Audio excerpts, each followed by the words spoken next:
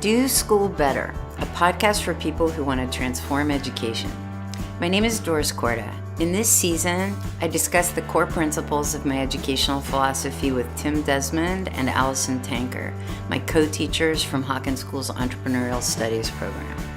It's not about what you teach, it's about what they learn. In this episode, Tim Desmond explains the path that led him to the assistant director position at the Miller Institute for Entrepreneurial Studies at Hawken School. He explains how being a risk-taker and divergent thinker led to his epiphany of learning by doing. Tim discusses the role of writing in the class and how he strives to improve students' communication skills in a changed world. Hey, Tim. Hi, Doris. Hey. So,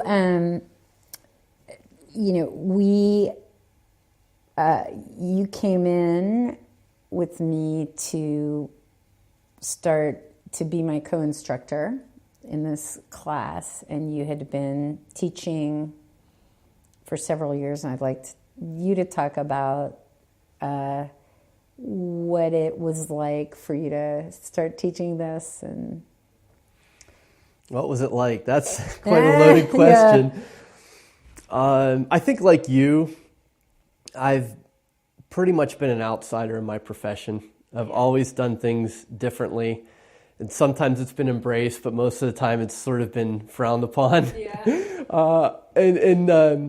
But I've always had the best interests of kids at heart, and I think that's why I've been tolerated by so many administrators over the years, because that is my ultimate goal. So I think in my personal life and as an educator, I'm a risk taker. And I'm not afraid to try things and fail.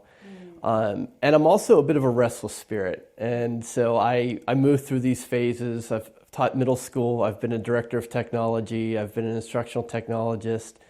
And now I'm a part of this entrepreneurial program. And so I really thrive in environments where things change. And so when the opportunity came along for me to kind of join this program, for many reasons I jumped at it. Yeah. And one of those was because it seemed so new and so different and so frightening that I couldn't turn it down. Boy, does that ever ring true. Having knowing you as well as I do, everything you said is true in spades. So what is it, when you think about what we do, how we do it, what the educators we've worked with do, how they do it. What do you think are the most important elements of this? The most important element is learning by doing. That's really at the core of who I am. It's what I've discovered over 20 years as a classroom teacher.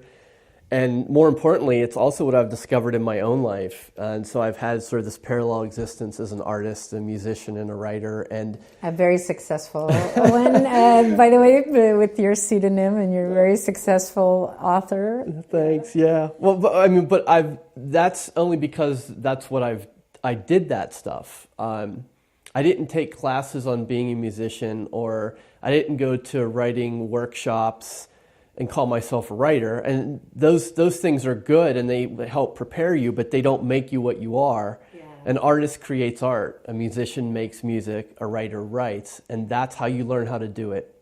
You can take classes all day long, you can read all kind of books on something, but until you roll up your sleeves and you get in and you do it, you're not it. So I think that's really at the core of this, and it's what we do with our students. We don't spend weeks preparing them for a business challenge or introducing them to a company or even an industry. They don't even know where they're going on the morning we take them there. And I think that's what's so exciting, is that it's not, and I think that's what's really appealing to the kids. It's so different and it's so engaging that we're just saying, we trust you and we're going to help you, but here you go, let's do this. Let's not prep for it. That's awesome. I agree with you. I think at its core, that's what it's about. Yeah, that's terrific. And what are, as you think about, boy, we've been teaching this together for lots of kids and for, multiple years here. What are some of the most sort of powerful learning experiences you've been teaching for years and years. What are sort of the powerful learning experiences you've seen kids go through in this that are different maybe than what you saw earlier? Yeah, this is I'm starting to lose track now. I think we've done this 4 or 5 times together now, and because it's a semester-based course, we get 2 opportunities per school year, and so we now have we're really good now at detecting patterns and feeling the rhythm of the course. And I think it's something we've talked about all the time. We've talked to Allison about this as well, is the moment where the kids hit that point in the class where they realize the learning's all on them. Yeah. And they're not doing it for the grade. They're not doing it to please their parents or to please us. I mean, there might be still some of that. Yeah. But it's that moment where they go, oh, this is about my learning and I can make a real difference here. And that's my favorite part. And it happens in different places for each kid, but we feel it now. Yeah. We know when it comes up. You spent a lot of years talking to, teaching writing as part of the courses that you taught. It sounds kind of specific, but it'd be really interesting for me to hear what you think about how students are learning writing in this versus a traditional history class or English class. Yeah, there's really kind of 2 parts to that answer. And just for some context, I've been a humanities/history teacher in middle school and high school for 20 some years. And so the first part of that is most writing is done and it's teacher structured and it's content based. And what I mean by that is you study a particular event or a piece of literature or something, and then you ask the students to respond to it in some way. And so there's sort of a veil of choice there. I think as teachers, we like to convince ourselves that we're giving students choice, and in a way we are, but it's very narrowly defined choice. Yeah. It's like you can respond, but only to this. Yeah. So I think there's that piece of writing in that in a traditional history or humanities classroom, as a student, you're asked to respond to something specific. And because of that, you get a lot of kids don't necessarily engage because they don't have ownership or they don't have a stake in it. They're doing it because you're asking them to do it, and of course they have an opinion, but they're not fully vested in it. So I think that's different. The writing that we ask students to do in this program is really generated out of their own passions, and it's generated on what matters to them, and it's very timely and it's very relevant to what they're doing and what they're studying, and a lot of times what they believe. I mean, we have them doing personal blog posts and we have them doing reflections, and a lot of that is very meta, and it's not content based. And there is a time and place for content-based writing. I'm not saying there isn't. And even in this class, there's a lot of... There is, That's right. They do book reviews, and that's content-based. Right. But in these other types of writing, it's very personal. Yeah. And I think for most kids, that's a pretty stark contrast to what they're usually asked to do. The other piece to that writing question is there are different types of writing. And in most traditional humanities classes, you're looking at the 5-paragraph essay or the persuasive essay or the book report style, topic-based, take in this information, synthesize it, and push it back to me. And honestly, very early on, that's a necessary thing for kids to learn. It's hugely important. But it becomes less and less exciting the older kids get. And so we still do some of that, and I think there's definitely a place for it. But we also have this whole other spectrum of writing, and so we're trying to teach kids how do you write how do you write an email to a CEO of a company? Yeah. How do you send a text message? How do you use social media in a way that's sort of just beyond what you would use personally, but how it would be used in a business world? And those are all radically different types of writing. But they're all writing. And there's actually stuff to be learned. Yeah. There's such a thing as a bad email. And And even your audience, I think it's a different audience. When you're teaching humanities, the audience is the teacher, and that's probably the only person that will ever see that writing besides maybe your parents or your tutor if you get in trouble. Exactly. But these other types of writing that we're asking kids to do, there's big audiences, and so the way you address an email to your teacher is different than the way you address an email to your mom or to your friends, and sort of finding those nuances in writing in this world that these kids are in, is really important.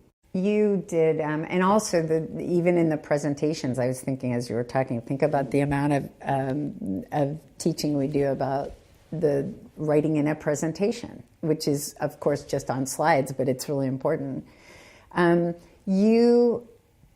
You have constructed this is a specific example, but I think it says a lot about how you go about all this. You constructed a template for a book blog. If you could talk about, first of all, how we even assign the books, and then how you set up the book blog and why. I think it's actually a really important piece of the program. Well, we co-created the reading piece of this, so I want to make sure to make that clear. We feel that reading and writing is paramount, and we ask the kids to read and write more. And we feel pretty confident that measures up against any writing course. This is an honors English credit. Tell us that. They say they read more than, And it's not just books, obviously, their research. Right, but we assign a lot. I mean, they read multiple, 6, 7, 8 books a semester that's required, let alone what they read on their own, And I think but the key to that is it's a choice. And it's a choice based on where the student is or where their team happens to be at that moment. So instead of us saying, we feel this book's important for all 16 of you every time, read it now. And we do that in the very beginning. There are a few books that we feel like are really important for everyone. And we assign them, by the way, when we know there are patterns and systems to this. So we know in their early learning of problem solving and foundational methodologies, we know they're going to need this at around this time, and they're going to need that. So So having that student choice, I think, is a big differentiator in that. We do have an approved list, but it's not sort of a concrete, really strictly defined list. Right, they can choose any book they want as long as they tell us why they want it. That's right. They can come to us and say, "How about this one?" And we go, "Oh yeah, that looks like that would help." So there's that component in that because they get to choose it, they're just initially more invested in the process. The book review serves a number of different functions. The first and most obvious one is sort of an understated accountability. Sure. The book review blog is viewable to everyone in our class, and so it makes it really transparent. And it's also transparent in that it forces students to be accountable to each other. Right. So part of the book review blog is seeing what your classmates have posted, which books they've read, what they've found interesting, what your previous classmates from other years have read and why they found that interesting. So that piece of the book review blog is really important because it gives them sort of a starting point. If they go, I don't even know what book to pick, where to start, that helps. The book review process itself is set up, it's structured in a way that gives kids a structure. There are certain components of the book review that they have to include, and one of the most important ones is, why is this relevant to you? Why is this interesting to you right now? And how does it connect with what you're doing? How does it connect with what you're doing? So it's not. It's more than just a regurgitation of the review they can pull up on Amazon. They then have to then apply those concepts and ideas to what they're doing at the moment. And I think that's a really important piece of it as well. And for us, I mean, we have now created this ever-growing archive of resources. And yeah, there's a lot of overlap, and kids will read a lot of the same books.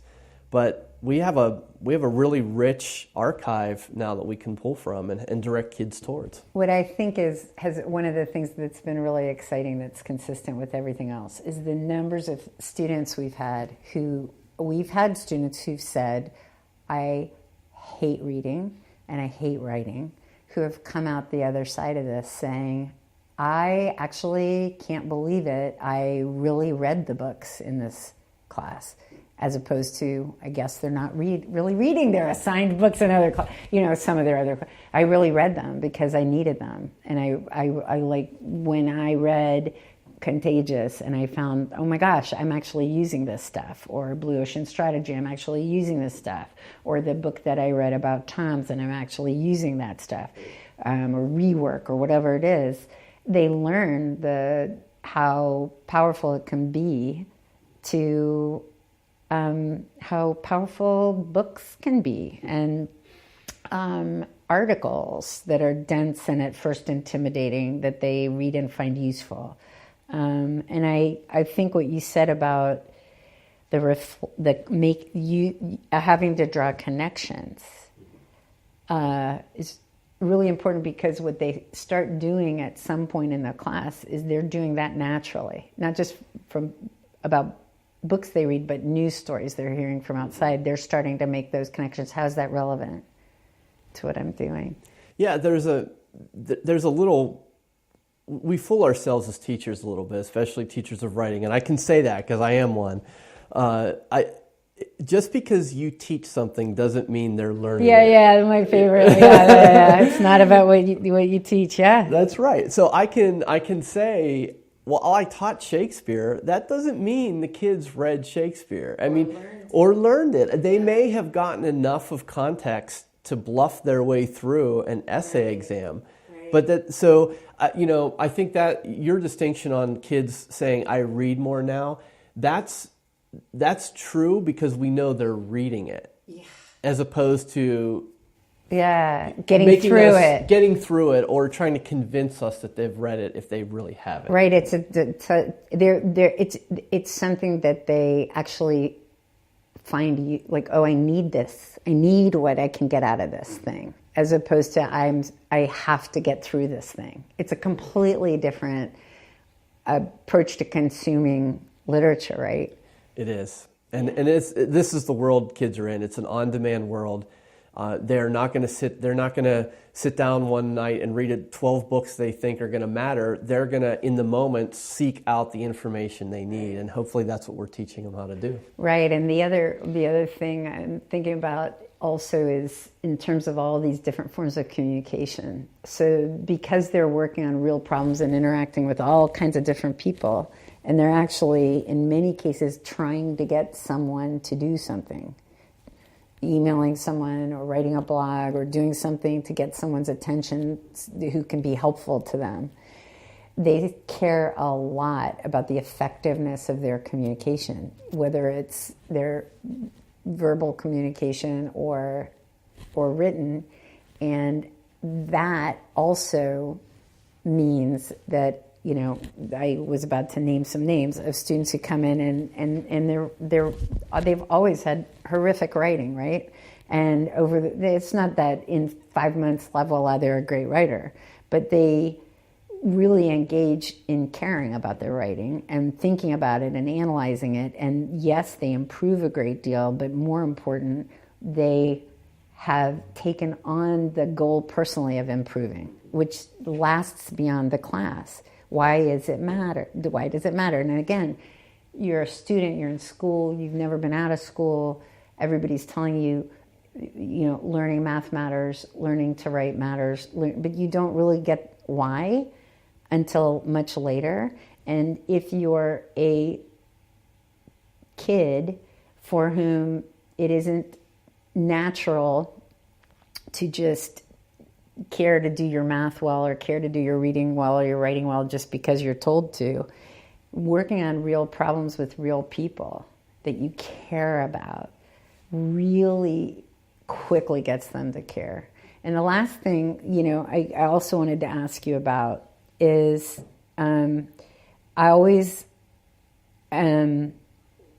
so amazed by the way you, in a very concise way, the way you're able to get students to learn about effective presenting, which is also writing.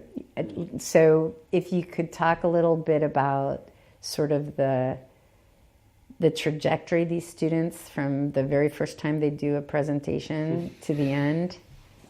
Yeah, I was going to share a quote, but then I can't remember it, and that would not really be effective. My general approach, and this is for myself as well, and I think it's the journey that you're speaking of for the kids, is this ability to let go of all the stuff they think they have to cram in and get it to its core. And I think that's really the essence of true writing.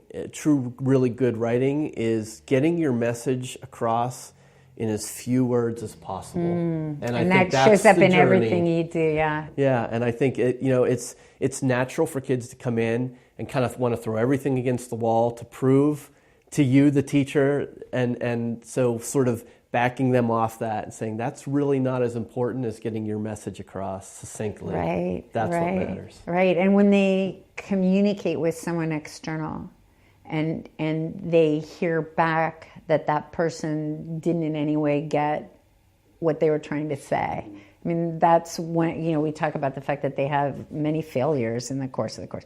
Some of the failures are they have a presentation they care about a lot, that they've worked very, very hard to put together, and they present, and the message doesn't come across. And they have to go back later, and instead of saying, "Oh, Pat, that was lovely, you did such a nice," it's like they know, okay, that person didn't get it. How can I do that differently? Thanks for listening to this episode of Do School Better. We would love to hear from you, so please leave us a comment or a review. And if you're interested in learning more, check out wildfire-education.org.